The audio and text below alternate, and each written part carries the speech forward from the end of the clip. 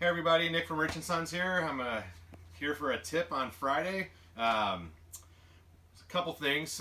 There's tons of tips out there if you want to talk to everybody, but a few things that I've seen since I've worked here is you want to make sure that you sweep your floors up really good before you bring your slide outs in, because any of that debris or anything under there could tear or scrape your linoleum and leave all sorts of marks in your floor and everything.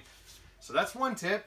And I have one more for you. And I've thought about this a little bit, and I just dealt with some customers that ran into this problem. So a surge protector is a great investment at the beginning when you buy your camper, because if you get a surge electricity, it's going to decimate everything in your camper, and it's going to cost a ton of money to fix, and you're going to lose out on time on camping because it's going to take them a while to figure everything out and find out what's wrong. So definitely worth looking into if you guys haven't done that yet, or if you come in and buy a new camper from us.